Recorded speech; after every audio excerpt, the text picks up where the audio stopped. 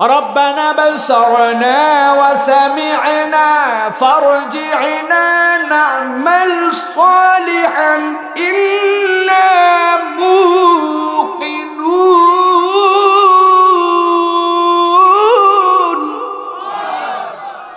আমার আল্লাহ বলছেন কিয়ামতের দিনে হাজির হবে একদল লোক। হাজির হওয়ার পর আল্লাহর কাছে বলবে রব্বুল আমিন দুনিয়ার বুকে যা যা বলেছিলেন সবগুলার প্রমাণ আজকে পেয়ে গেছি। রব্বানা বিসারনা ওয়া সামি'না, যা দেখা লাগবে সব দেখে ফেলছি আল্লাহ। যা শোনার কথা ছিল সব হাতে নাতে প্রমাণ পেয়ে গেছি আল্লাহ। ফারজি'না না'মাল সালিহা, আমাদেরকে একটাবার দুনিয়ায় ফেরত পাঠাও। তোমার কাছে ওয়াদা করতেছি এবার দুনিয়ায় গেলে আমরা বাম্পার আমল করব। কি আমল? বাম্পার আমল করবে। না'মাল সালিহান, না'মাল মানে আমল করব হয়ে যায়, সাথে আবার যোগ দিছে সালিহান, খালি আমল না, নেক নেক বাম্পার আমল করে আসবে। আর কি করবে? রব্বুল আলামিন ইন্না মুকিনুন, আগের বারে বিশ্বাস মজবুত করি নাই, এবার তোমার কাছে বলতেছি পাক্কা পাক্কা ইমানদার হয়ে আসবো। আমার আল্লাহ বলবেন সুযোগ নাই, সুযোগ নাই। আল্লাহর পক্ষ থেকে ওই দিন কিন্তু দ্বিতীয় সুযোগ পাবি না। এই জন্য আমি রব্বুল আমিন আমার বান্দার প্রতি দয়াদ্র হয়ে আগের থেকেই জানায় রাখলাম, দুনিয়ায় থাকতে থেকেই সিদ্ধান্ত নিয়ে আয়, তোর বিবেকে ধরুক চাই না ধরুক, তোর মাথায় কাজ করুক বা না করুক, তোর সমাজে প্রতিষ্ঠিত থাক বা না থাক, তুই বুঝিস বা না বুঝিস, আমি আল্লাহর বিধানই শ্রেষ্ঠ বিধান। ওই বিধান দিয়েই সমাজকে সমূলে সুন্দরভাবে পরিবর্তন করা সম্ভব। এই ঈমান নিয়ে আল্লাহর কাছে আয়, এইটার নামই হচ্ছে মুসলমান হওয়া। ঠিক না? আমার আল্লাহ রাব্বুল আলামিন কুরআনুল কারীমের মধ্যে বলছেন, গভীর মনোযোগে খেয়াল করেন দুনিয়ার মানুষ, শুনে রাখো একটা কথা দুনিয়ার বুকে প্রচলন হয়ে গেছে। দুনিয়ায় আমরা বলি জীবন আমাদের একটাই, এই জীবনটা যদি শেষ হয়ে যায় তাইলেই তো শেষ, অতএব এই জীবনের জন্য দুনিয়াতে যেভাবে পারো সেভাবে উপভোগ করে নাও, জীবনকে দুনিয়ার বুকে এনজয় করে নাও, বলে কিনা? কিন্তু প্রিয় ভাইরা একটু খেয়াল করলে দেখেন, মানুষের যে জীবনটাকে আল্লাহ সৃষ্টি করেছেন এই জীবনের কোনো শেষ নাই।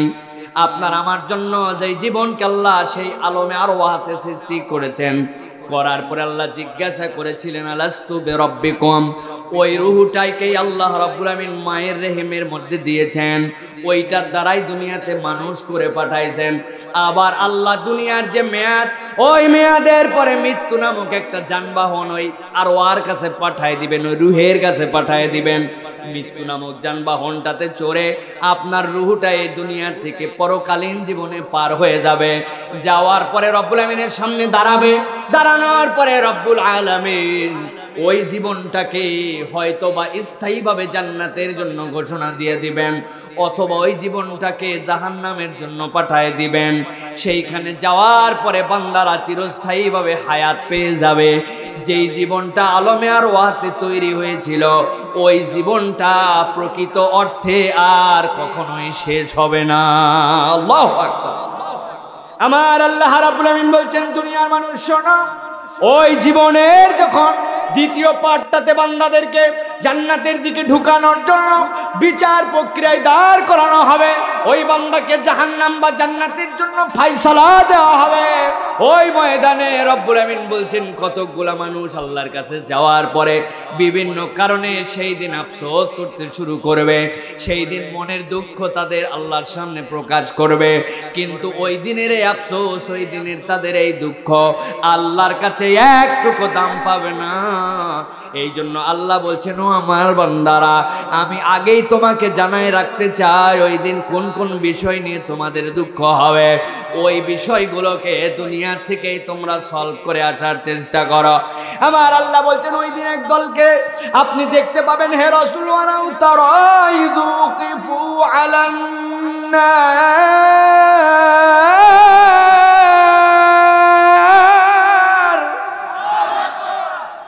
আমার আল্লাহ বলছেন আপনি দেখতে পাবেন একটা দলকে জাহান্নামের সামনে যখন তাদেরকে নিয়ে আসা হয়েছে, জাহান্নামের সামনে তাদেরকে দাঁড় করায় দেওয়া হবে। যেই না জাহান্নামের সামনে তারা দাঁড়াবে, আমার আল্লাহ বলছেন জাহান্নামের দরজাটা অটোমেটিক পদ্ধতিতে হবে। কারা কারা জাহান্নামী, জাহান্নামের দরজায় সিগন্যাল দেওয়া থাকবে, দেখার সাথে সাথে ফুতিহাত আবওয়াবুহা, এক মুহূর্ত দেরি করবে না, দরজাটা খুলে যাবে। যেই না জাহান্নামের দরজা খুলবে, জাহান্নাম শুধু চাবে আমার কাছে আয়, আমার কাছে আয়, এক্ষুনি তোরে খেয়ে ফেলবো, এক্ষুনি তোরে পুড়াইতে শুরু করব। কিন্তু আমার আল্লাহ বলছেন ওই মানুষগুলাকে জাহান্নামে নিক্ষেপের আগে আমি রব্বুল আমিন তাদের মুখ দিয়ে কতগুলা কথা বের করাবো। ওই কথাগুলাকে অন দা রেকর্ড কোরআনুল কারীমের মধ্যে দিয়ে দেওয়া হলো। এখন কথা হচ্ছে জাহান্নামে সে চলেই যাবে, কিন্তু জাহান্নামে যাওয়ার পরে ওই দরজার সামনে দাঁড়ায়া কেন রব্বুল আমিনের সামনে কথা বলার সুযোগটা পাবে? আর কেন এই বান্দাগুলাকে রব্বুল আমিন এই কথা বলতেই বা দিবেন? কারণটা কি? এর কারণটা হাদিসের পরিভাষায় এসেছে, আল্লাহ রাব্বুল আমিন কিয়ামতের দিনে যখন মানুষের আমলনামাকে 3 ভাগে ভাগ করে দিবেন, এক দলের ব্যাপারে আল্লাহর ঘোষণা তখন থাকবে। আল্লাহর নবী বলছেন ইন্নাল্লাহা লা ইয়ানজুরু ইলাইহা, আল্লাহ রাব্বুল আমিন তাদের মুখের দিকেও তাকাবেন না যাদের আমলনামার মধ্যে কুফর আর শিরিক যুক্ত থাকবে। ওই মানুষগুলাকে বিনা হিসাবে কোনো আবেদন নিবেদন, কোনো বক্তব্য ছাড়াই জাহান্নামের সামনে হাজির করে দেওয়া হবে। জাহান্নামের সামনে যেহেতু হাজির হয়ে গেছে, আল্লাহ জাহান্নামে ফেলার আগে তাদের মুখ দিয়ে শুনাই নেবেন, আমি যে তোদের জন্য বিচার করেছি, আমি যে তোদের দিকে তাকাই নাই, আজকে জাহান্নামে চলে যেতে হচ্ছে। এইটা কি উপযুক্ত নাকি অনুপযুক্ত তোদের মুখ দিয়ে একটু শুনতে চাই। আমার আল্লাহ বলছেন সাথে সাথে তারা বলতে শুরু করবে, ফাকালু ইয়া লাইতানা নুরাদ্দু ওয়া লা নুকাযযিবা বিআয়াতি রাব্বিনা।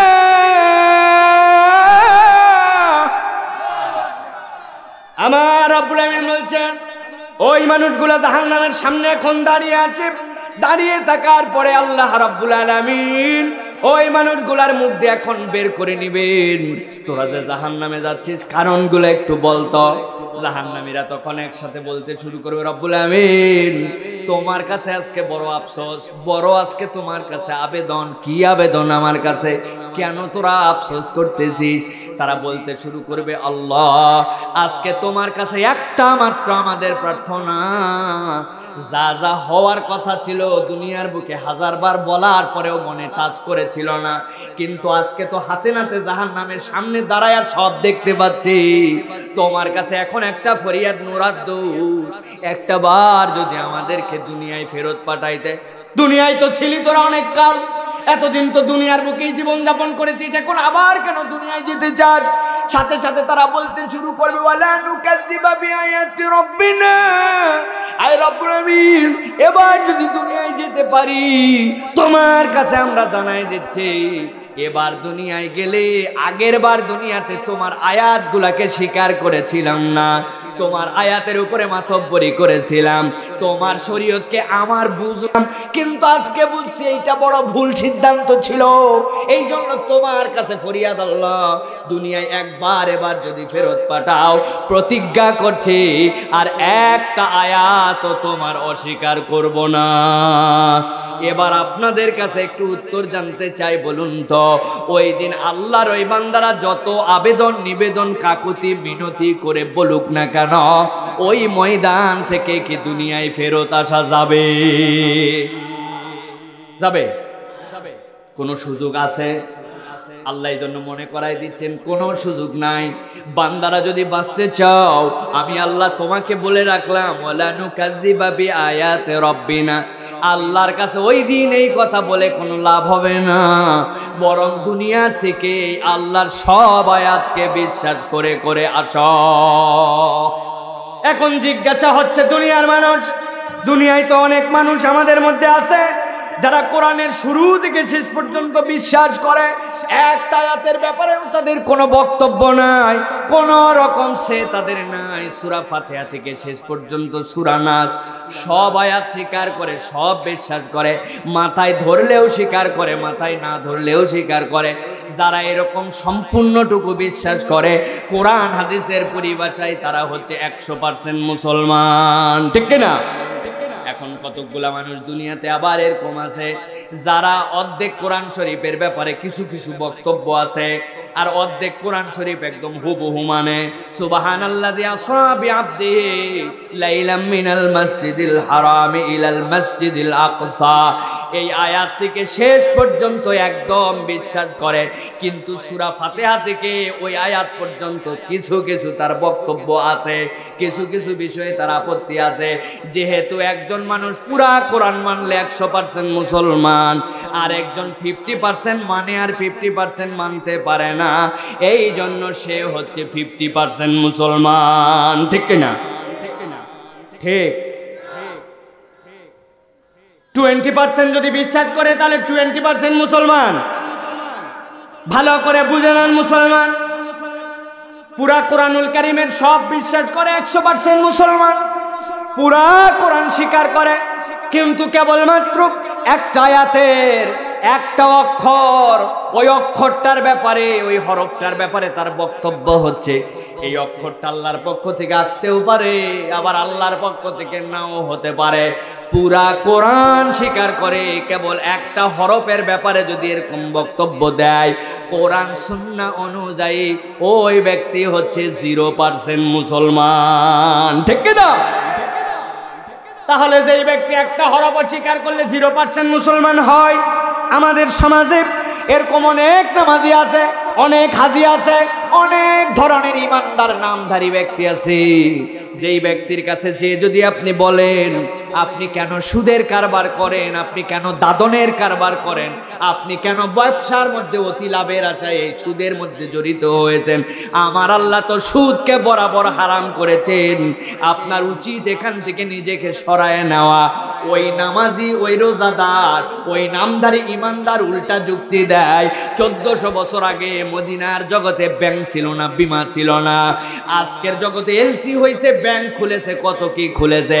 1400 বছর আগে ওই সুদ ছাড়া চলতেও পারত। ভাই যাই বলো, আমি নামাজি, আমি হজ করি, আমি রোজাদার হিসাবে বলতেছি, এখনকার জগতে আর সুদ ছাড়া ব্যবসা করা যায় না।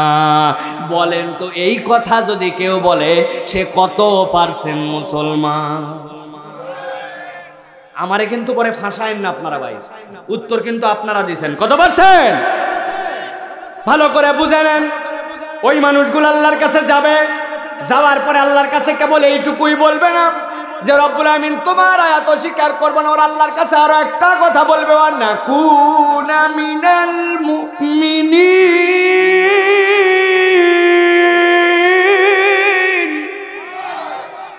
এই রব্বুল আমিন, ভেবেছিলাম আমরা দুনিয়ার বুকে পূর্ণ মুমিন হয়ে গেছি, কিন্তু আজকে আসার পরে দেখতেছি আমাদের ইমানে পূর্ণাঙ্গতা হয় নাই, ইমানের পাত্রের এমন জায়গায় ভেজাল ঢুকছে আমার, আজকেতে দেখি আমার ইমান নাই অবস্থা।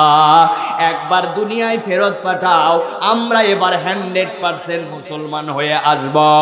বলেন তো ওই দিন এই কথা বললে আল্লাহর কাছে কি 100% মুসলমান হওয়ার জন্য দুনিয়ায় ফেরত আসার দ্বিতীয় সুযোগ আছে? প্রিয় মুসলমান, ভালো করে বুঝেন। আরেকজন মুসলমান আছেন যিনি নামাজ পড়েন, রোজা রাখেন, হজ করেন, সুদ খাওয়া যে খারাপ এইটাও তিনি স্বীকার করেন, কিন্তু উনার কাছে যাওয়ার পরে আপনি বলেছেন দুনিয়াটায় যদি আমরা সঠিক এবং সুন্দরভাবে শান্তি প্রতিষ্ঠিত করতে চাই, আমার আল্লাহ সব বিধানের সাথে কোরআনুল কারীমের মধ্যে রব্বুল আলামিন কতকগুলা সামাজিক দণ্ডবিধির কথাও বলেছেন। কোনো একটা মানুষ যদি চুরি করে দুনিয়াতে, তাহলে ওই চোরের জন্য যদি প্রমাণিত হয় তাহলে কি শাস্তি হবে, এই শাস্তির কথা কি কোরআনে আছে কি নাই? কথা বলেন। রাস্তার মধ্যে দেওয়ার কথা ছিল, তার জন্য যে পরিমাণ পিস, যে পরিমাণ পিটুমিন, যেই পরিমাণ খোয়া, যেই পরিমাণ পাথর, এইটাকে ফাঁকি দিয়ে যদি পাথরের বদলে দেয় খোয়া, বালির বদলে দেয় মাটি, বিটুমিনের বদলে দেয় কেরোসিন, আর এইটা যদি প্রমাণ হয়ে যায় তাহলে ওই চোরের শাস্তির বিধান কোরআনে আছে কি নাই? খাম্বার ভিতরে দেওয়ার কথা ছিল রড, দিছে কি? আমি কিন্তু বলি নাই, ঠিক কি না? এখন যদি ওই ধরা পড়ে দেওয়ার কথা যা দেয়নি তা, এইটার বিচার যদি প্রমাণ হয় তাহলে কোরআনে চোরের বিচার আছে কি নাই? যদি কোনো ব্যক্তি ধর্ষণ করে ওই ধর্ষকের বিচার কি হবে? ওই ধর্ষক যদি বিবাহিত হয় তাহলে তার কি বিচার হবে? ওই ধর্ষক যদি অবিবাহিত হয় তার কি বিচার হবে? কোরআনে আছে কি নাই? ওই বিচার যদি হয়ে যায়, ওই বিচার কি কোনো রাষ্ট্রপতি বা কোনো সেনা প্রধানের মাফ করার ক্ষমতা আছে? আছে নাকি? আপনি বুঝাইছেন এইটা হচ্ছে ইসলামের বিধিবিধান। সমাজকে সুন্দর করতে হলে ইসলামের এই বিধিবিধানগুলোকে আমাদের সমাজে বাস্তবায়ন করা দরকার। নামাজি, হাজী সাহেব, রোজাদার ওই ব্যক্তি পছন্দ করে না সমাজের সুদ চলুক, কিন্তু এই কথা বলার সাথে সাথে আমাদের সমাজে এরকম কতগুলা মানুষ আছে দুইটা কথার সাথে সাথে বলে ফেলবে। প্রথম কথা হচ্ছে বক্তারে চিনে ফেলাইছি, বক্তা কোন দলের এজেন্ট, ঠিক কিনা? আর একটা কথা বলবে দ্বিতীয় কথা হচ্ছে ভাইয়েরা কথা ঠিকই আছে, ভালো আছে, আল্লাহর কথা সবই সুন্দর, কিন্তু ওই 1400 বছর আগে পাথর মারার বিধান ছিল। এখন আমরা উন্নয়নশীল দেশের দিকে যাচ্ছি, এখনো যদি আমরা 1400 বছর আগের পুরাতন হাত কাটা আর পুরাতন পাথর মারার বিধান চালু করি, আমেরিকা আমাদেরকে কি বলবে? ইউরোপের দেশ আমাদের ব্যাপারে কি ধারণা করবে? জাতিসংঘ আমাদেরকে কতই না ছেই করে নানান ধরনের সাহায্য সহযোগিতা বন্ধ করে দিবে। সবই ঠিক আছে, কিন্তু আসলে আমাদের সমাজে ভাই ওই বিধান চলে না। এই কথা যদি কোনো লোক আল্লাহর বিধান নিয়ে বলে, ও নামাজি, হাজী, রোজাদার, কিন্তু কত পার্সেন্ট মুসলমান? প্রিয় মুসলমান, ভালো করে বোঝেন, আমার আল্লাহ রাব্বুল আমিন বলছেন সূরা সাজদার 12 নম্বর আয়াতে, ربنا بصرنا وسمعنا فارجعنا نعمل صالحا إنا موقنون।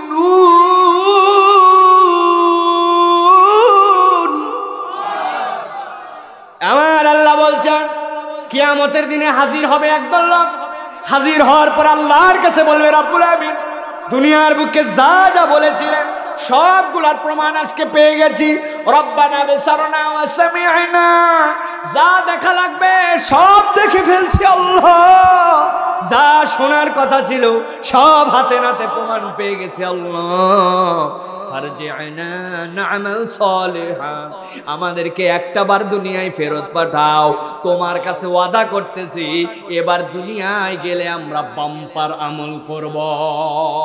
কি আমল?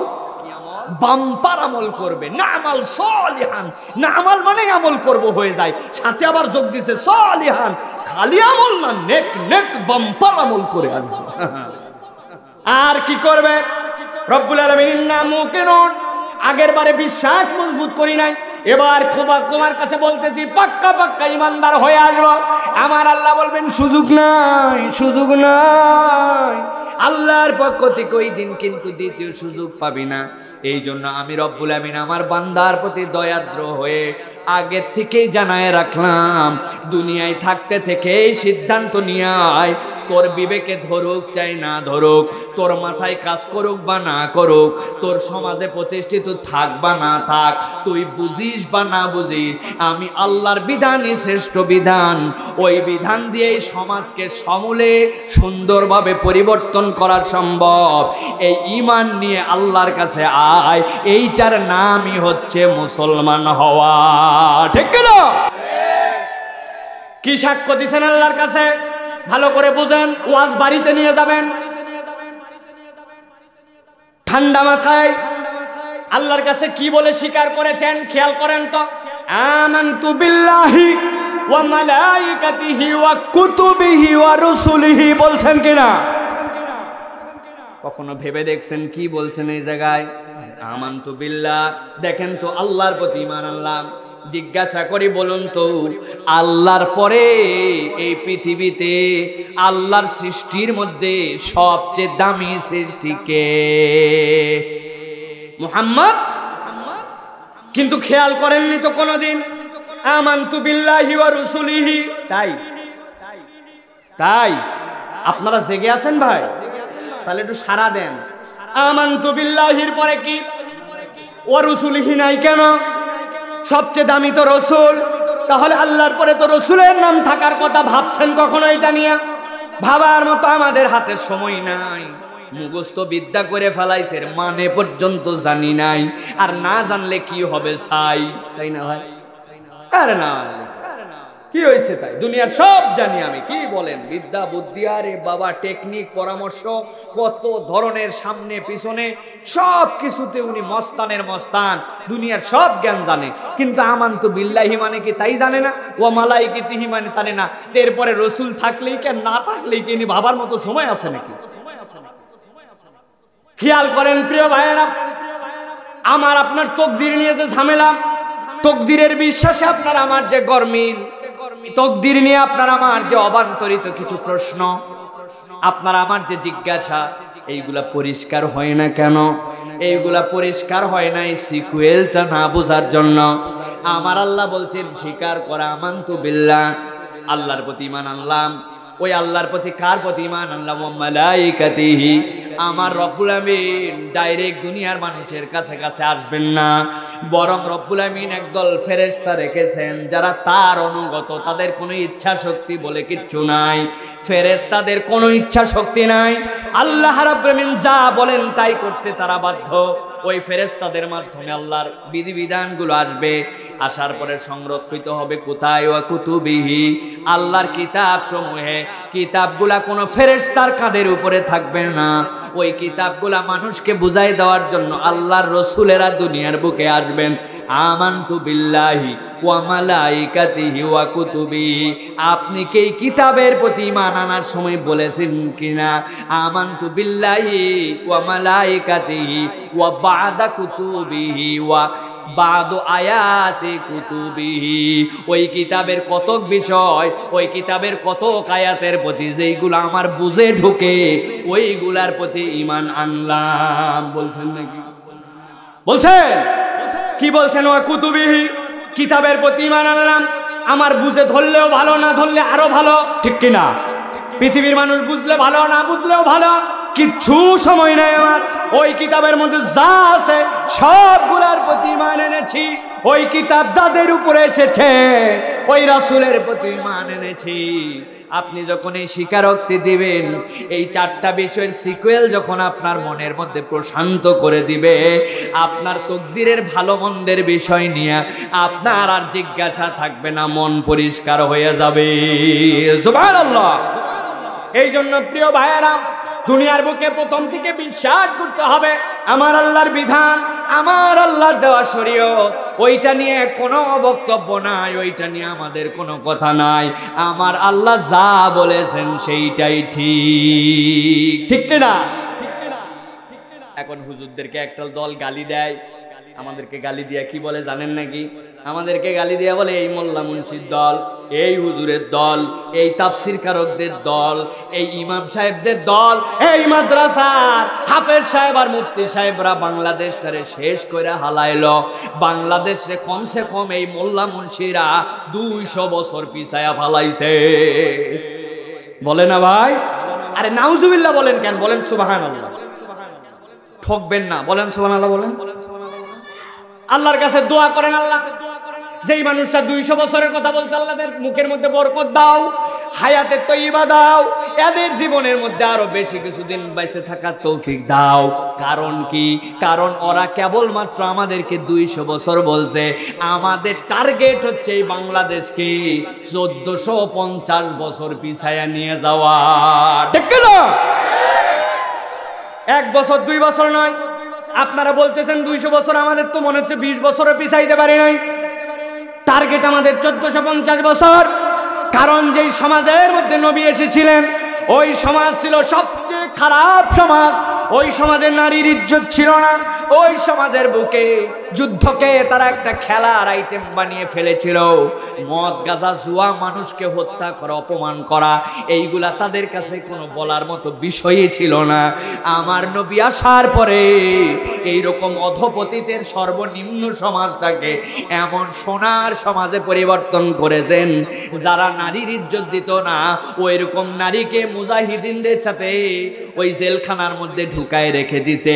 3 দিন পরে ওই নর্তকীরা কাঁদতে কাঁদতে বেরিয়ে এসে বলছে এইগুলা একটাও মানুষ নয়, এইগুলো হয় পাথর না হয় আসমানের ফেরেশতা।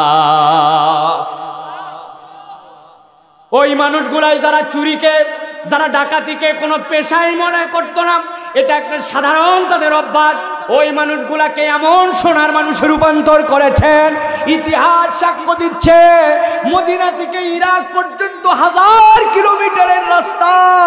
হযরতে সাইয়েদনা ওমরের সময়ে রাস্তা দিয়ে চলা সব দরজাগুলা যদি খোলা থাকতো, দুনিয়ার একটা মানুষের ওই সময় অভিরুচিও ছিল না কোনো মানুষের বাড়িতে ঢুকে না বলে একটা দিরহাম চুরি করবে।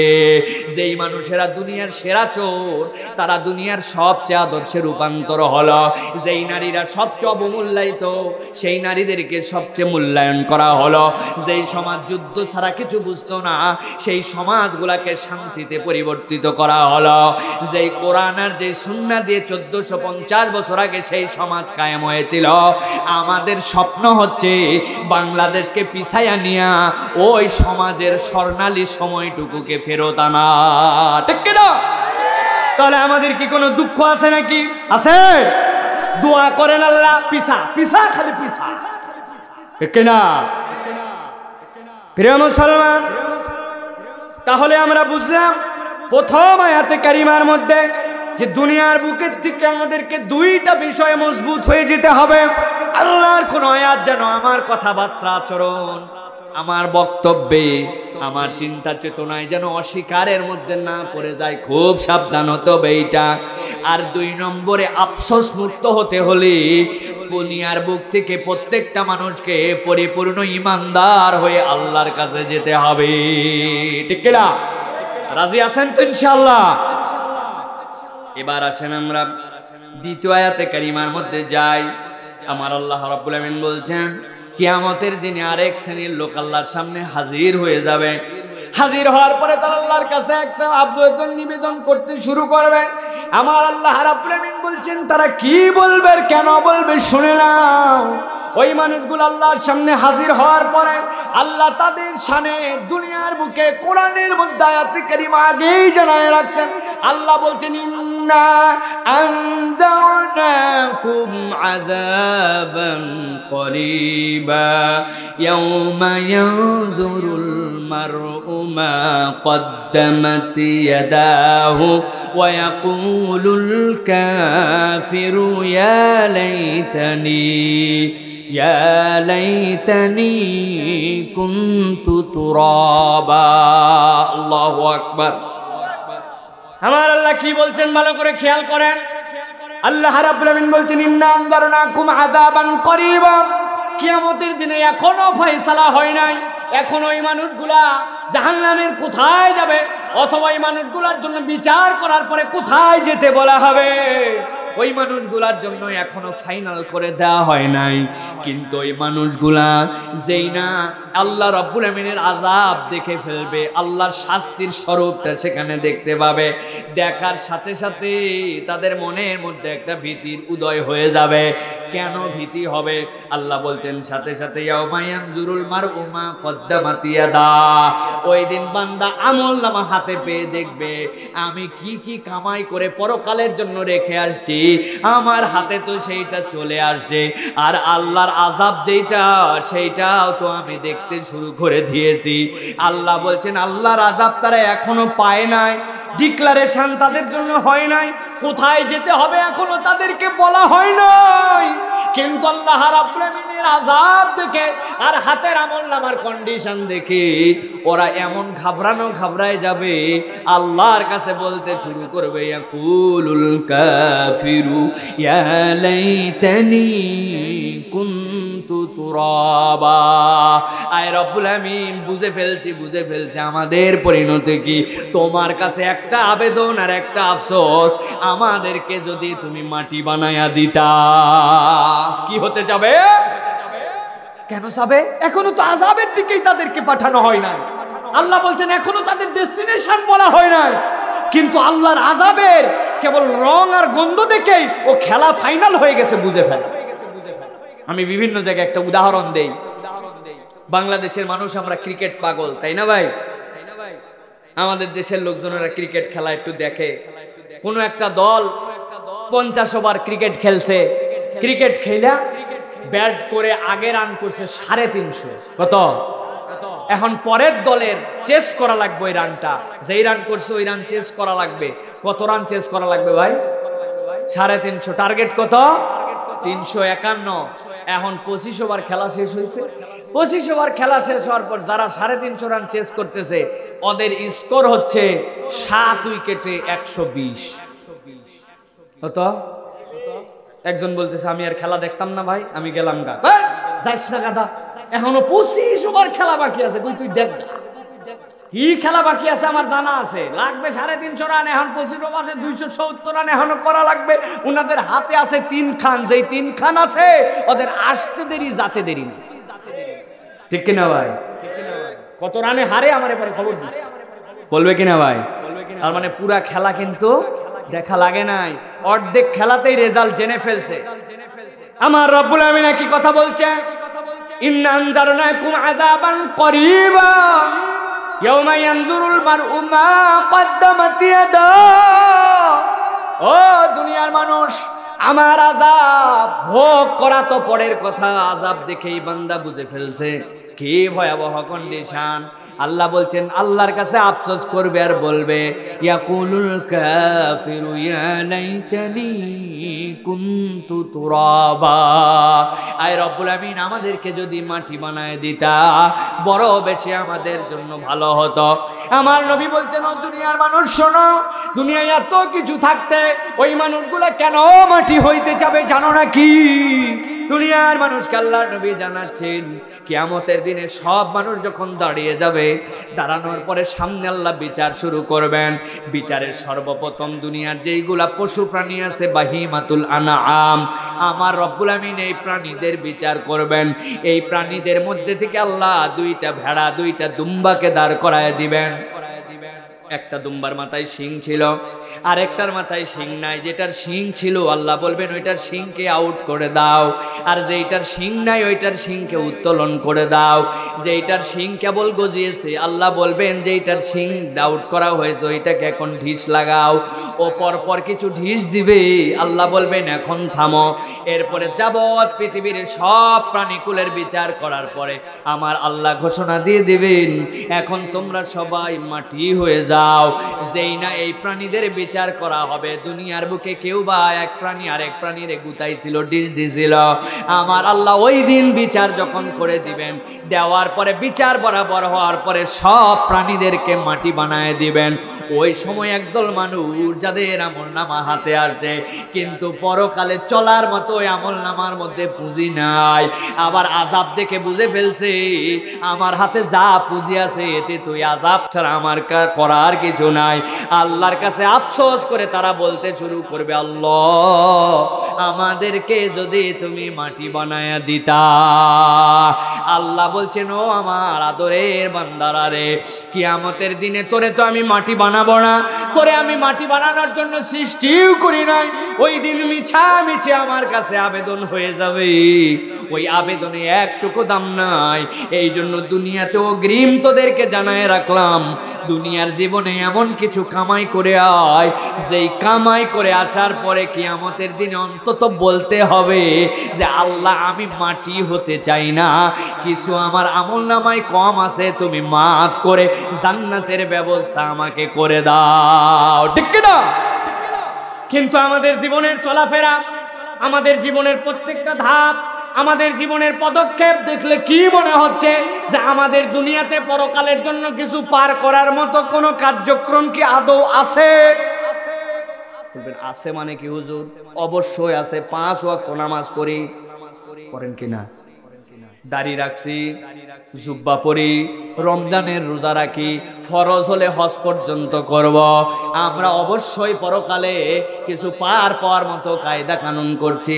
এখন আমি যদি আপনাকে প্রমাণ করে দিতে পারি নামাজ পড়া, রোজা রাখা, হজ করা, যাকাত দেওয়া এইগুলা প্রকৃত অর্থে একটাও ভালো কাজ নয়, কি চিন্তা করছেন? হুজুর বলে কি রে, নামাজ রোজা হজ যাকাত একটাও ভালো কাজ নয়।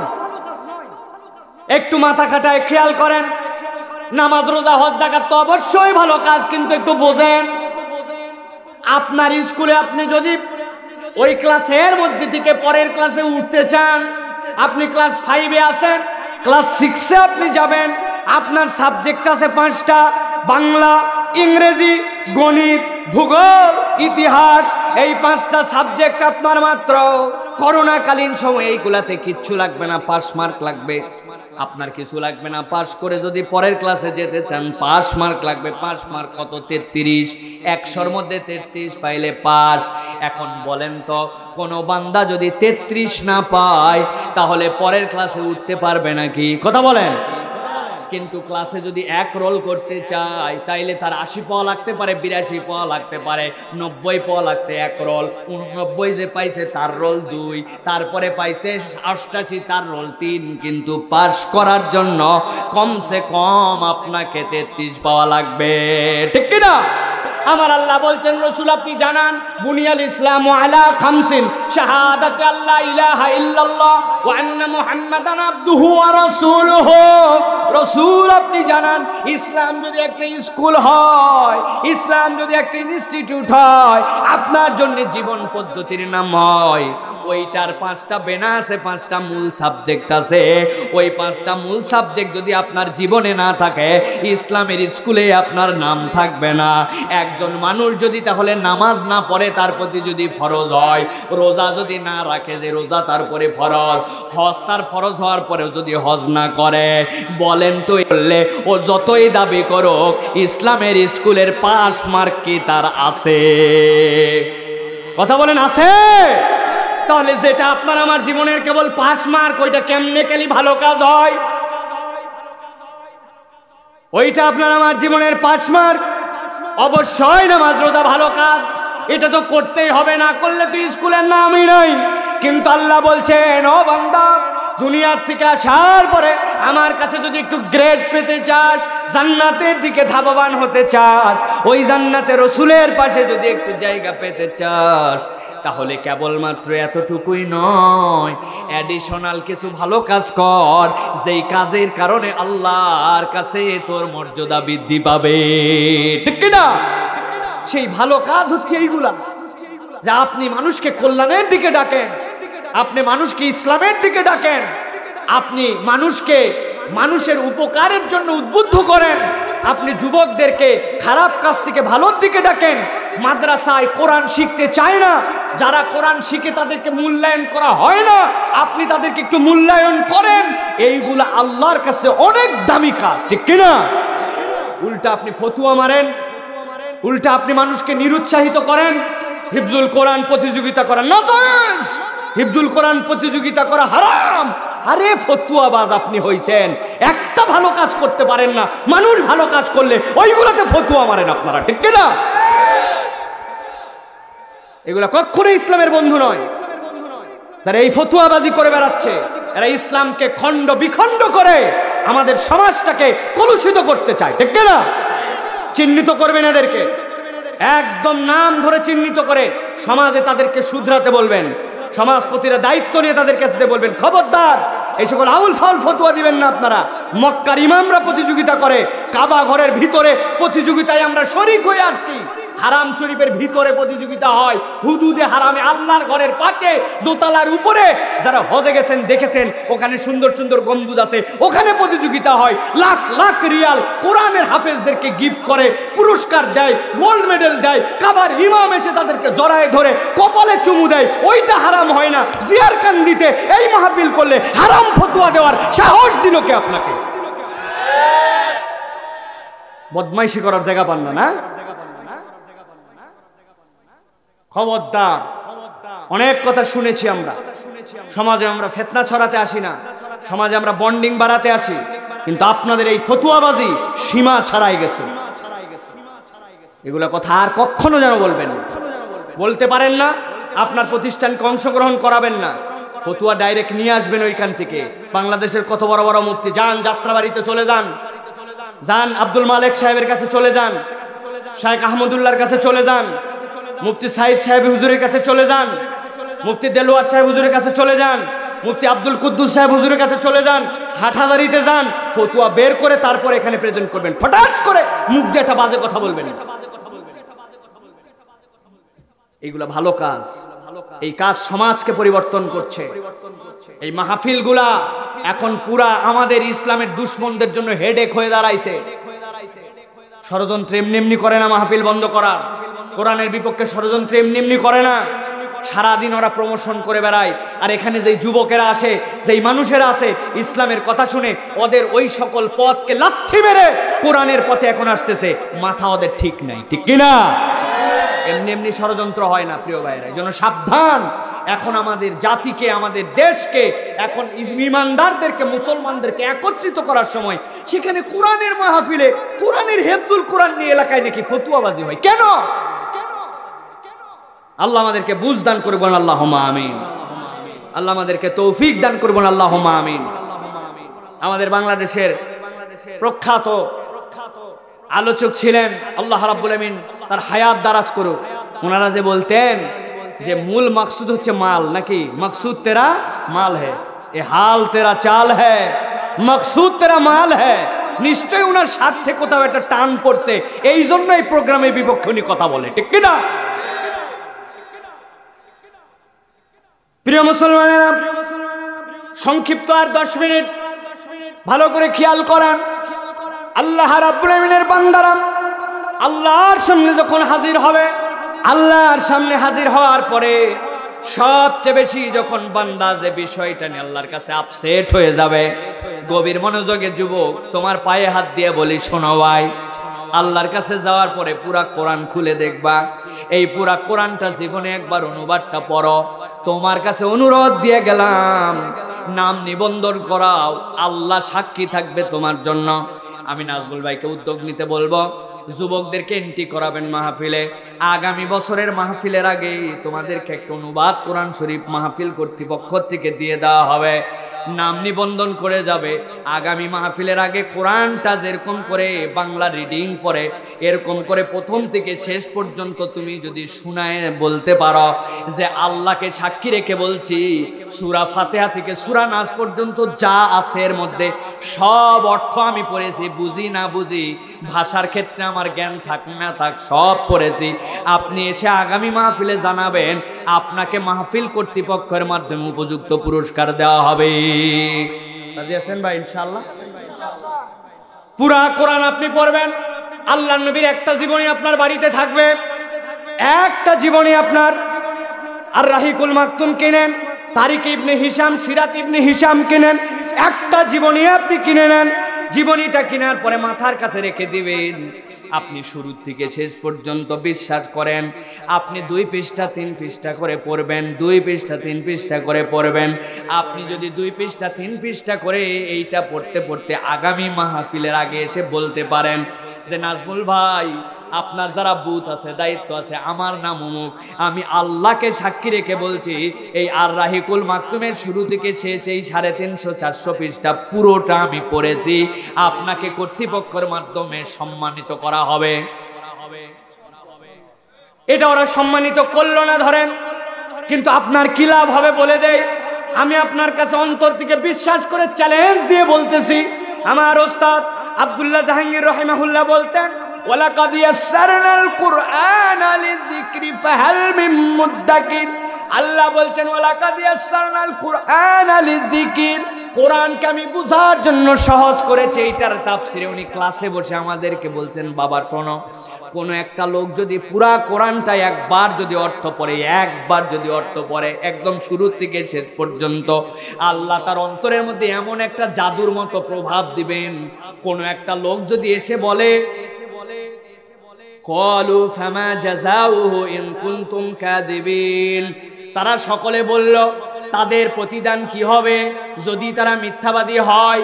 কোনো একটা লোক এসে আপনাকে বলছে তাদের প্রতিদান কি যদি তারা এ বিষয়ে মিথ্যাবাদী হয়, বলো তো এরকম কোনো কথা কোরআনে আছে কিনা?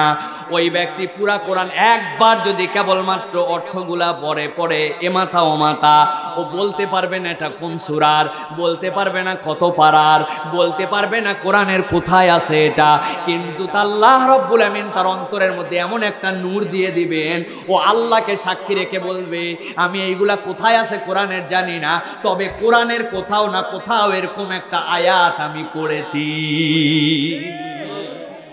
অন্তরে আপনার এই নূর আল্লাহ পয়দা করে দিবেন। একবার আপনার জন্য বললাম পড়েন, এই জন্য আসেন আমরা একটু পড়ি। এই মোবাইলের মধ্যে আমরা পড়ে আসি না, এতই টিপা টিপি, মোবাইল টিপতে টিপতে টিপতে টিপতে আমাদের জীবন শেষ। কি যখন টিপেন আর না টিপেন, শুইতে যাওয়ার সময় মোবাইল না টিপলে হুজুরেরও শান্তি হয় না। টিপতেছে আর ফেসবুকে ঢুকছে, ঢুকেই যে স্ক্রল টান টান টান টান, মনে হয় তার কোন ধন হারাইছে রে, খুঁজতে খুঁজতে খুঁজতে। এই কি খুঁজিস? কয় না কিছু না। কতক্ষণ টানছিস? 5 মিনিট। যেই জিনিস টাইনে স্ক্রল করে করে শেষ হয় না, স্ক্রলিং এর শেষ আছে? ভাই বলো ভাই, মুরব্বীরা বুঝবে না, কোনোদিন স্ক্রল করে শেষ করতে পারতো ভাই? আর আসলো না শেষ। তো যা শেষ হয় না তুমি খোঁজো কি? তোমার কাছে তো আমি বলতেছি না একবারে বন্ধ করো, কিন্তু এইটাকে লিমিট করো, এইটার মধ্যে চাবি লাগাও, এইটা তোমার নিয়ন্ত্রণের মধ্যে নিয়ে আসো। আর ওই সময় বের করে সেখান থেকে 5টা মিনিট 10টা মিনিট আল্লাহর নবীর জীবনী পড়ো, 4 পাতা 3 পাতা, পড়ার পরে তুমি শুতে যাও, তোমার অন্তরের ফিলিংস হবে আমি মুহাম্মদ সাল্লাল্লাহু আলাইহি সাল্লামের সাথে চলাফেরা করতেছি। চ্যালেঞ্জ দিলাম, চ্যালেঞ্জ। না বুঝে না পড়ে বলছি না, পড়ে বলছি। আমাদের ওস্তাদের এটা নিষেধ আছে, উদাহরণ দেওয়ার ক্ষেত্রে মিথ্যা উদাহরণ দিবে না। আমাদের স্যার যা উদাহরণ দিতেন সত্য উদাহরণ দিতেন, আমরা পারি না। অনেক কথা আমরা হয়তো রেফারেন্স জানি না বলে ফেলি, কিন্তু উনি জীবনে কখনো দেখি নাই কোনো একটা মিথ্যা উদাহরণ দিতেন, নিজের জীবন দিয়ে উদাহরণ দিতেন। সব ছেলেরা বলছে চলো চলো আব্দুল্লাহ জাহাঙ্গীর চলো। কোথায়? আরে এত পরে কি হবে, এত পরে তোমার কি হবে? আজকেই যদি মরে যাও, কালকেই মরে গেলে সব শেষ। চলো মরুভূমিতে চলে যাব, যাওয়ার পরে সেখানে পিকনিক করি, আনন্দ করি। চলো যাই যাই ঘুরে আসি, ডেজার্টের মধ্যে যাই পার্টি করে আসি। স্যার বলতেন, আমি তাদের কাছে বলতাম শোনো তোমাদের কথা ঠিক, কালকে মরে গেলেই তোর সব শেষ, কিন্তু এটাও বলি বাই চান্স যদি কালকে বেঁচে যায়, কি বেঁচে যায়, বাই চান্স যদি কালকে বেঁচে যায়, তাহলে আমি এত পড়া পড়ি না, কালকে মরে গেলে দুনিয়ার কিছুই করি না এরকম আফসোস, কিন্তু যদি বেঁচে যাই কালকে, তাইলে এতটুকু পড়া ছাড়ি না যে কালকে আমার জীবনে আফসোস হবে। যেই মানুষটা এই রকম করে নিজের জীবন চালাইছেন, পৃথিবীর মায়ের পেটের থেকে পড়ার পরের থেকে আরবি বলে, সৌদি আরব, কাতার, কুয়েত, তারপরে হচ্ছে ওমান, বাহরাইন, আশপাশের ইয়ামেন, যত দেশ আছে 18 থেকে 19টা দেশের আরবি ভাষাভাষীর সাথে একজন বাঙালি ছেলে পরীক্ষা দেওয়ার পরে পরীক্ষার খাতায় বেশিরভাগ 100 পাইতেন, কখনো 97, 98, বাদশা কর্তৃক ঘোষিত সৌদি আরবের নোবেল বলা হয়, এই পুরস্কার পেয়ে বাংলাদেশে ব্যাক করেছিলেন। সুবহানাল্লাহ। ইনি আব্দুল্লাহ জাহাঙ্গীর রাহিমাহুল্লাহ।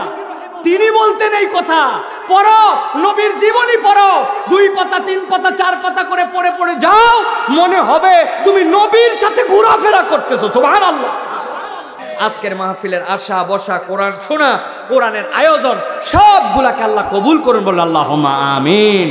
আল্লাহ রাব্বুল আমিন যারা আয়োজন করলেন, যারা উদ্যোগ নিলেন, আমরা ট্রেনিংয়ের সময় আপনাদের কাছে অনুরোধ রেখেছেন কর্তৃপক্ষ, আপনারা মানব কল্যাণ সংস্থায় ট্যাগটা দিবেন, যাতে করে তাদের এই প্রতিষ্ঠানটাও বাইরে পরিচিত পায়।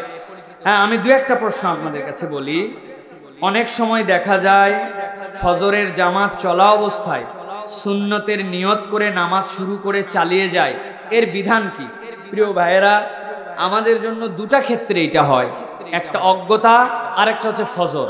ফজরের নামাজের ক্ষেত্রে যেইটা, সেই ক্ষেত্রে অনেক সাহাবীর থেকে 2-1টা রেওয়ায়েত এসেছে, তারা ফজরের সুন্নাতকে এত প্রায়োরিটি দিতেন যে যদি তার জামাতে শরীক হওয়ার পরে এই ফজরের নামাজ তারা মনে করতেন যে সুন্নত পড়েই ফজরে শরীক হতে পারবেন, তাহলে দুই একজন এইটা পড়েছেন। কিন্তু অধিকাংশ মুহাদ্দিসিনে কেরাম এবং সুন্নাতের আমল অনুযায়ী বোঝা যায় যেখানে ফরজ কায়েম হয়ে যায় সেখানে আর সুন্নাতের অবস্থানটা থাকে না, সেই বিধানটা মওকুফ হয়ে যায়। সুতরাং কেউ যদি ফরজ নামাজ চলতেছে, সেখানে তেলাওয়াত চলতেছে, ইমাম দাঁড়ায় গেছেন, তারপরে সুন্নত নতুন করে নিয়ত করেন, তাহলে এইটা ফরজকে এক অর্থে অবজ্ঞা করার মতো দেখায়। এই জন্য আমরা যদি ফরজ নামাজ এসে পেয়ে যাই, ফরজে আমরা সামিল হয়ে যাব। আর কেউ আগের থেকেই সুন্নত কন্টিনিউ করছেন, এর মধ্যে ফরজ দাঁড়ায় গেছে, আপনি যদি সেই ক্ষেত্রে মনে করেন যে আপনি ছোট সূরা দিয়ে শেষ করেই যত দ্রুত সম্ভব আপনি ফরজে সামিল হয়ে যাবেন, কিন্তু ফরজ চলা অবস্থায় নতুন করে সুন্নতের নিয়ত করা আসলে প্রকৃতার্থে সুন্নাতের আমল নয়।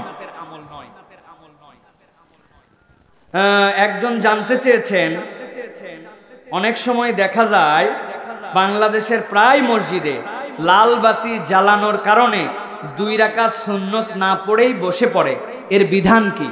আমাদের মসজিদগুলোতে যতগুলো অসৌন্দর্য প্রতিষ্ঠিত হয়েছে এর মধ্যে একটা অসৌন্দর্যের নাম হচ্ছে মসজিদে লাল বাতি সিস্টেমের আবিষ্কার। এটা মসজিদের শানের সাথে যায় না। রাসূলুল্লাহ সাল্লাল্লাহু আলাইহি ওয়াসাল্লাম বলেছেন, যখন তুমি মসজিদে ঢুকবে 2 রাকাত নামাজ পড়ো, তারপরে বসবে। আমাদের দেশের লোক এই সুন্নত জানে না, না জানার কারণে প্র্যাকটিসটা কি হয় জানেন? প্র্যাকটিস হয় হচ্ছে মসজিদে ঢুকছে, ঢোকার পরে অজু করে যেহেতু আসছে, আসে আস্তে করে বসে, বসে হাতা টাতাগুলা সব ঠিক করে মুখ টুক মুছে হাত রুমালটা পকেটে ভাঁজ করে এরপরে উঠে নামাজ পড়ে। আপনার নামাজ পড়ার সওয়াব হয়, কিন্তু নবীজির সুন্নত পালন করার সওয়াব হয় না। আপনার বিধান কোনো রকম বসা ছাড়াই আপনার যদি ক্ষমতার মধ্যে থাকে 1-1.5 মিনিট 2 মিনিট লাগে ছোট্ট ছোট্ট 2টা সূরা দিয়া, ইন্না আতাইনা কুল হুয়াল্লাহ দিয়া নামাজ পড়লেও আপনি নামাজ পড়ে তারপরে বসবেন। আর দুনিয়ার কারো ক্ষমতা নাই মসজিদে লাল বাতি জ্বলাই দিয়া আপনারে নামাজে নিষেধ করবে।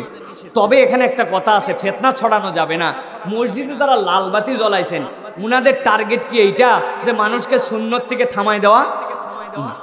উনাদের বুঝের ক্ষেত্রটা এরকম যে একটা মানুষ আসছে আর হয়তো 40 সেকেন্ড আছে, উনি আইসে হয়তো ঘড়িটা ঠিক মতো দেখতে পারে না অথবা খেয়াল করে না, ধাপ করে যদি নামাজে দাঁড়ায় যায় তাহলে ফরজ দাঁড়ায় গেলে ওনার সুন্নতের মনোযোগও হবে না, আবার ফরজটাও অবহেলার মধ্যে পড়ে যায়। এই জন্য ওনারা 1 মিনিট বা 40 সেকেন্ড আগে ওইটা জ্বালায় দেয়, এই সেন্সে এইটা করা হয়। সুতরাং এইটা করা হারাম, এইটা করা কবিরা গুনাহ, এরকম ফালতু কথাও বলা যাবে না, বরং বলতে হবে যে এইটা মসজিদে দরকার নাই। এখন ডিজিটাল ঘড়ি হইতে মানুষজন টাইম সম্পর্কে সচেতন, তার যদি ক্ষমতায় হয় 2 রাকাত পড়বে, আর না হলে সে যদি দাঁড়ায়ও যায় কথার কথা তাহলে নামাজ পড়তে পড়তে তো সে অন্য সময় শরীক হয়ে যেতে পারবে। অতএব মসজিদে আমরা লাল বাতি জ্বলাইয়া মানুষের নামাজ থেকে ঠেকানোর এই কালচার থেকে বেরিয়ে আসবে। ঠিক আছে তো ভাই?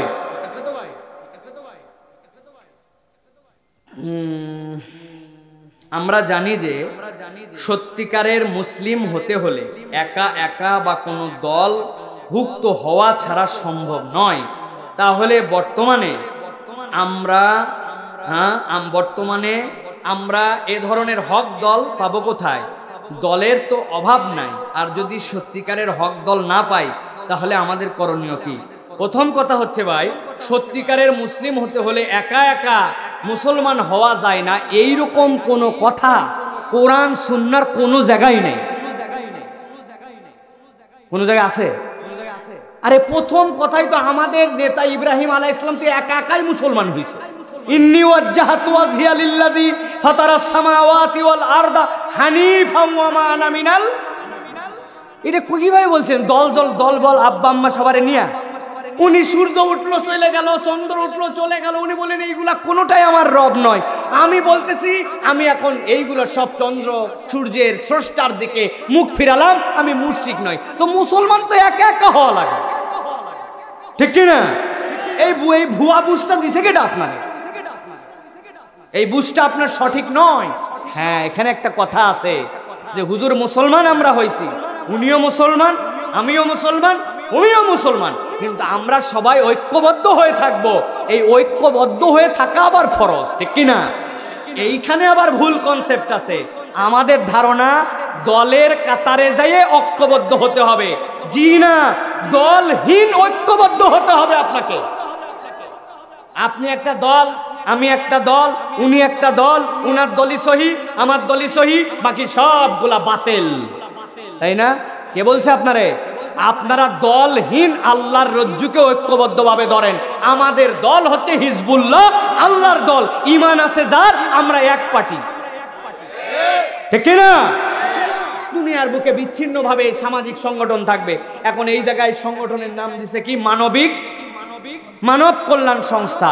উনারা কোনো দল? উনার একটা ব্যানার, উনার একটা গোষ্ঠী, উনারাও ইসলামের জন্য কাজ করছেন। আরেক দল নাম দিছে হিলফুল ফুজুল যুব সংঘ। উনারা কি কোনো দল?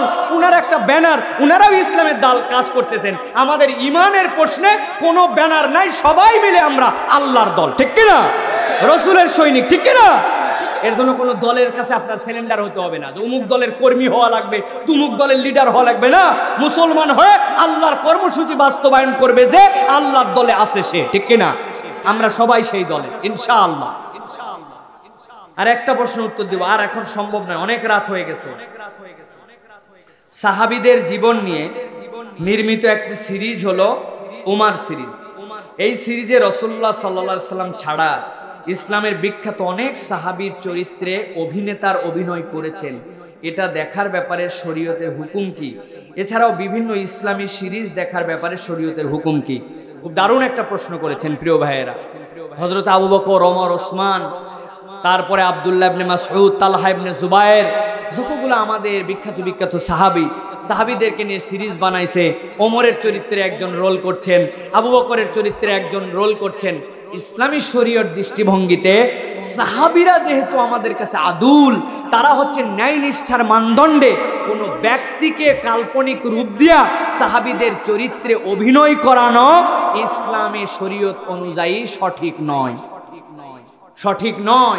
আপনি তার চরিত্র পড়েন, আপনি কিতাব পড়েন, তার সিরাত পড়েন, আশারে মুবাশশিরা পড়েন, কিন্তু ওই মানবীয় চরিত্রে আমিও তো দেখেছি আবু বকরের নাম দিয়ে একজন অভিনয় করেছে, তার দাড়িগুলাই ছোট ছোট।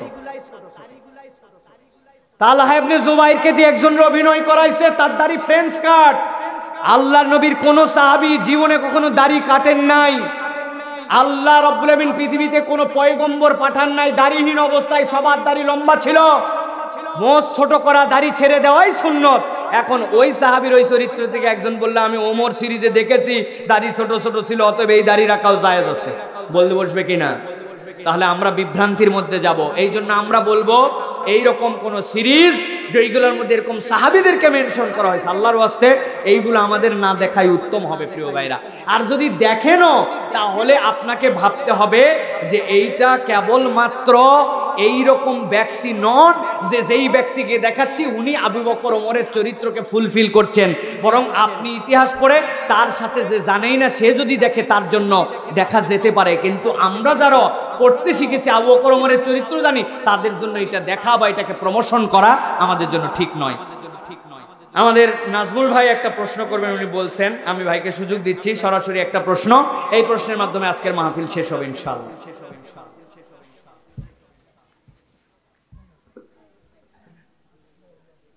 যারা তাবারকের দায়িত্বে আছেন, খানা দিবেন, মেহরবানি করে আপনারা দ্রুত নিয়ে চলে আসেন। মেহমানদেরকে যেটা খাওয়াবেন, আর আপনারা একটু নড়ে চড়ে আপনারা কাতারের মতো করে একটু সামনে ফাঁকা করে বসেন তো ভাই, একটু মানে কাতার পুরা হতে হবে না, আপনার সামনে যেন ভাইরা যেতে পারে, একটু ডানে বামে তাকায় একটু ফাঁকা করে দেন। সম্মানিত উপস্থিতি, আপনাদের কাছে আজকের আলোচনা কেমন লেগেছে? আল্লাহ যেন আমাদেরকে আজকের এই কোরআন সুন্নাহর আলোকে যেন আমরা আমাদের জীবনকে পরিচালনা করতে পারি, আল্লাহ যেন সেই সুযোগ দান করে দেয়। আমিন। আপনি তারা যে সুন্দর কথা বলেছেন যে জীবনে একবার হলো কোরআনের অর্থ সহ পড়ব এবং রাসূলুল্লাহর জীবনী একবার আমরা পড়ব। সবাই কি পড়তে পারবেন ইনশাআল্লাহ? আল্লাহ আমাদের পড়ার সুযোগ করে দেন। এবং মোহতারামকে স্টেজে রেখে আমি আপনাদেরকে একটি কথা বলতে চাই, আল্লাহ যদি আমাদেরকে হায়াতে বাঁচিয়ে রাখেন, আগামী বছর এই তাফসীরুল কোরআন মাহফিল যদি এখানে হয়, আর আপনারা যদি কেউ একজনও পুরো কোরআন অর্থ সহ পড়েন, মানব কল্যাণ সংস্থার পক্ষ হতে অন্ততপক্ষে 10 জনকে আমরা 50,000 টাকা পুরস্কার দিব, 5,000 টাকা করে ইনশাআল্লাহ। সম্মাননা স্বরূপ যদি আপনারা চেষ্টা করেন, আমরা কথা দিচ্ছি আগামী তাফসীর কোরআন মাহফিলের স্টেজে আপনাদেরকে এটাকে পুরস্কৃত করা হবে ইনশাআল্লাহ। আমি বাইরের অনুরোধ করবো আপনারা একটু সামনে চলে আসেন, চেপে চেপে বসেন। আমরা তাবারুক দেব, আপনারা জানেন এই মুহূর্তে এখন অনেকেই তাবারুকের আয়োজন করতে চায় না, শুধু একটি কারণ, তাবারুক দেওয়ার চেয়ে অনেক সময় তাবারুক দিতে গিয়ে গন্ডগোল বেশি হয়। কিন্তু আমরা সেই রিস্ক নিয়েই কিন্তু বিগত কয়েক বছর তাবারুক করে আসছি এবং খুব সুশৃঙ্খল ভাবে সুন্দরভাবে তাবারুক বিতরণ করে আসছি। আশা করছি আপনারা এই বছর আমাদেরকে হেল্প করলে আমাদের ভলান্টিয়ার ভাইরা আছে, খুব সুন্দরভাবে তাবারুক দিতে পারবো। আমাদের আজকের এই মাহফিলের কাছে কিছু দোয়া চাওয়া হয়েছে। জাস্ট আমি এলাকার মানুষ দোয়া চেয়েছেন, অসুস্থ আছেন, আমাদের রফিক জেলার স্ত্রী জেঠির জন্য দোয়া চাচ্ছি, আমার নানা নুরুস্তান মোল্লা, আমাদের মুশারফ জেলা এবং স্টেজে বসে আছেন আমাদের আমির মামা অসুস্থ, তাদের জন্য দোয়া করবেন। নামাজ না পড়ে অনেক দূরের মসজিদে গিয়ে নামাজ পড়ে ওনার বক্তব্য হচ্ছে এই মসজিদের যে সভাপতি তিনি মূর্খ, তিনি কিছু জানে না, তার লেনদেন ভালো না, তার কথাবার্তা ভালো না। এই টাইপের সমস্যাগুলোতে আসলে এই সকল মানুষদের মসজিদের ব্যাপারে কি করিল সেগুলো যদি একটু বলতেন তাহলে আমরা মনে করি সমাজ অনেক উপকৃত হতো এবং আখিরাতের মুনাজাতের মধ্যে দিয়ে আমাদের প্রোগ্রাম শেষ হবে। যারা এসেছেন তাদেরকে ভারত প্রধান সংস্থার পক্ষ থেকে আন্তরিক মোবারকবাদ অভিনন্দন জানাচ্ছি। মোহতারাম আব্দুল হাই মোহাম্মদ সাইফুল্লাহ ভাইকে আন্তরিক মোবারকবাদ অভিনন্দন ভূয়সী শুভেচ্ছা জানাচ্ছি। আল্লাহ আমাদের চেষ্টা শ্রম স্যাক্রিফাইস কুরবানিগুলো কবুল করুন। আগামী বছরে যেন আমরা একজন সুন্দরভাবে করতে পারি, সকলে আমাদের জন্য দোয়া করবেন। আল্লাহ আমাদের সকলের চেষ্টাগুলো কর্মগুলো কবুল করুন। জাযাকুমুল্লাহ সবাইকে। আসসালামু আলাইকুম ওয়া রাহমাতুল্লাহি ওয়া বারাকাতুহু। ধন্যবাদ আমাদের নাজমুল ভাইকে। প্রিয় ভাই, একটা মাহফিলের জন্য কতটুকু কুরবানি থাকলে উনি এমন রিস্ক নিয়ে আসছেন, যিনি হয়তো জাপানে আর নাও যেতে পারেন। আমরা চাই না সেটা কখনো হোক, আল্লাহ যেন তার সব কিছু সহজ করে দেন, বলেন আল্লাহুম্মা আমিন। উনি এমন রিস্ক নিয়ে আসছেন যে নির্ধারিত একটা সময়ের মধ্যে যদি উনি ফ্লাইট করে না যেতে পারেন, উনি আর জাপানে ঢুকতেই পারবেন না, তাও উনি মনের আবেগ দেখায় মাহফিলের জন্য চলে আসছে। তো যারা এরকম মনের আবেগ দিয়ে কোরআনের জন্য করে, আপনাদের এলাকারও মানুষের অবদান আছে, আল্লাহ সকলকে এই কোরআনের খাদেম হিসেবে কবুল করেন, বলেন আল্লাহুম্মা আমিন। উনার প্রশ্নটা আমি বুঝেছি। আমাদের সমাজে কতগুলো সমাজপতি এখন এমন হয়েছেন যে যাদের সত্যি সত্যি যৌক্তিক কিছু অগ্রহণযোগ্যতা মানুষের কাছে আছে, তাদের আচার আচরণ, তাদের কথাবার্তা, তাদের লেনদেন, সুদের কারবারের সাথে জড়িত থাকা, সমাজের এমন ধরনের কথাবার্তা, কাজ, আদর্শ বিশ্বাস করা, যাতে করে কিছু কিছু মুসল্লি মনের কষ্টে ওই এলাকার মসজিদে নামাজ পড়েন না, এই বলেন যে সভাপতি খারাপ এই জন্য আমি এখানে নামাজ পড়ি না, সেক্রেটারি খারাপ এই জন্য আমি নামাজ পড়ি না। কিন্তু এই যুক্তিটা কিন্তু মসজিদের শানের সাথে খেলা। কেননা আপনি নামাজ পড়বেন হচ্ছে ইমামের পিছনে, ইমামের যদি কেরাত বিশুদ্ধ থাকে আর ইমাম যদি সামাজিকভাবে এমন গর্হিত কাজের সাথে জড়িত না থাকেন, আভ্যন্তরীণ না প্রকাশ্য, যেই কাজের কারণে তাকে সমাজের মানুষ ইমাম হিসাবে অযোগ্য ভাবেন, এর বাহিরে যদি ইমামের কেরাত শুদ্ধ থাকে, তাহলে মসজিদ হিসাবে হক হচ্ছে আপনার নিকটস্থ মসজিদে আপনার সালাত আদায় করা। ওই সভাপতির আচরণ খারাপ হতে পারে, ওই সভাপতি সেক্রেটারি সাহেবের এমন কোনো বিষয় থাকতে পারে যেটা আপনার পছন্দ না হতে পারে, এটা আল্লাহর কাছে বিচার দেন, কিন্তু ওই মসজিদ তো আপনার হক, ওই মসজিদের মহল্লাবাসী আপনি, সেই হিসাবে ওই মসজিদে আপনার সালাত আদায় করতে হবে।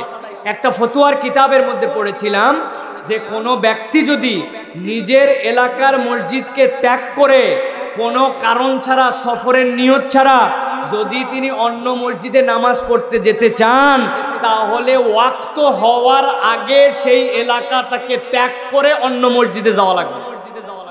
আপনি আজান শুনে নামাজ পড়তে যাচ্ছেন অন্য মসজিদে, আপনার ওয়াক্ত হওয়ার আগে যাওয়া লাগবে। আপনি এই সীমিত সভাপতি সেক্রেটারি এইগুলোর সাথে রাগারাগি যদি করি বা আমরা মন ধরাধরি করে মসজিদে নামাজ না পড়ি, এটা সুন্দর দেখায় না। বরং আমাদের প্রচেষ্টা হবে ও প্রত্যেকটা মসজিদে যেই সকল মানুষেরা সভ্য ভদ্র, এলাকার সবচেয়ে মুত্তাকি, সবচেয়ে ভালো মানুষ, তারা যেন সভাপতি সেক্রেটারি হতে পারেন সেই ব্যবস্থা আমাদেরকে করা। আল্লাহ আমাদেরকে তৌফিক দেন, বলেন আল্লাহুম্মা আমিন।